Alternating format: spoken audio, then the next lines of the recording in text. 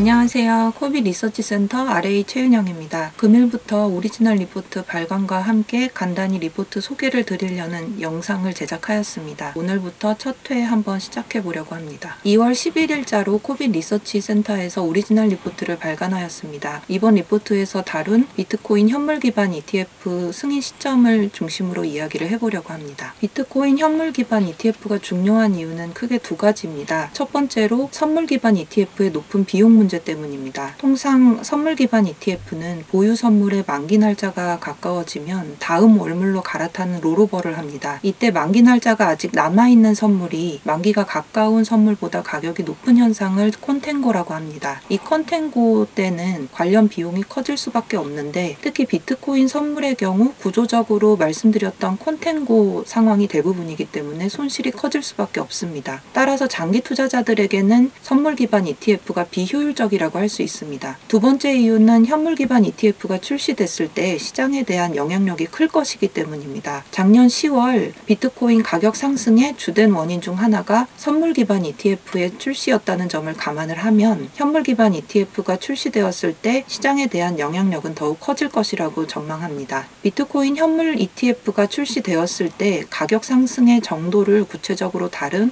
작년 11월 17일자 발간된 오리지널 리포트를 참조하셔도 좋을 것 같습니다. 구독, 좋아요, 알림 설정 부탁드릴게요. 공식적인 SEC의 성명서를 살펴보면 크게 두 가지 이유가 있습니다. 첫 번째로 SEC는 감시 공유 협정이 체결되기 어렵다는 이유로 승인을 거절을 하고 있습니다. 이 감시 공유 협정은 가격 조작 가능성을 막기 위해서 SEC가 거래소와 협정하는 것을 말합니다. 이 협정이 체결이 되면 시간대나 거래 규모 같은 데이터를 공유하기 때문에 규제 당국이 의심되는 거래에 대해서 조사를 할 수 있는 권한이 주어집니다. 두 번째 이유로 SEC는 가상자산 거래소가 증권이나 선물거래소와 달리 규제되기 어렵다는 이유로 승인을 거절하고 있습니다. 방금 말씀드렸던 공식적인 이유 외에도 여러 가지 이유가 있기 때문에 비트코인 현물 기반 ETF는 올해를 넘겨서 2023년에나 가능할 것으로 전망하고 있습니다. 현재 비트코인 현물 기반 ETF 승인을 견인하는 요인이 있고 지연시키는 요인이 있습니다.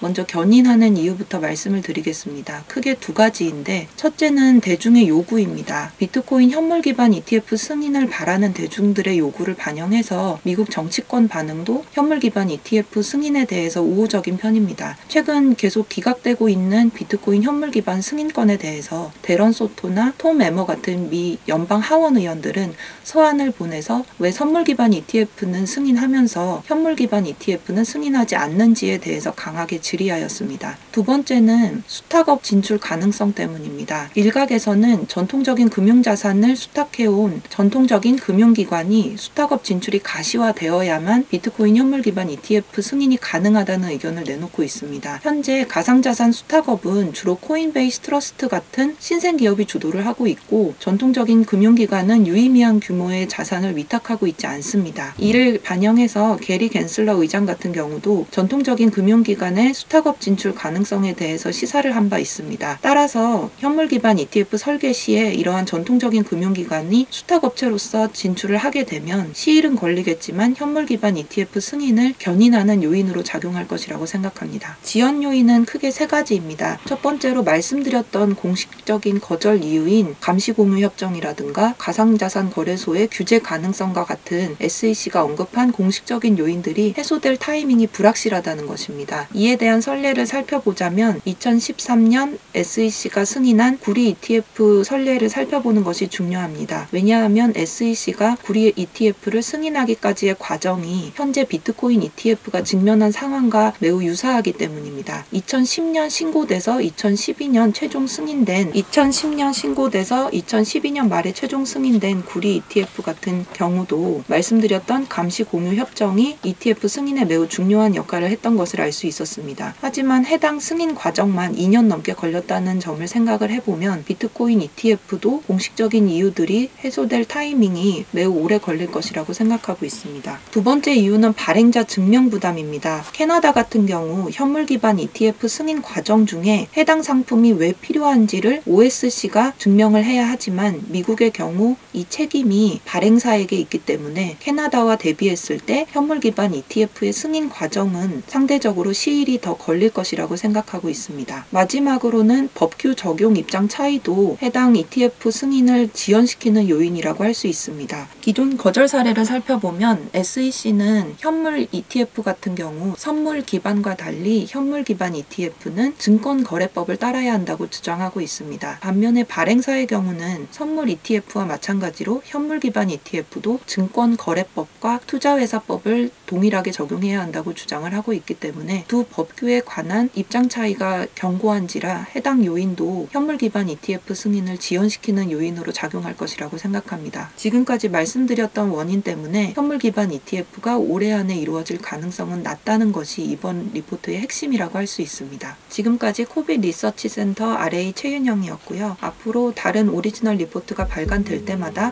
해당 내용 가지고 여러분들 찾아뵙겠습니다. 감사합니다.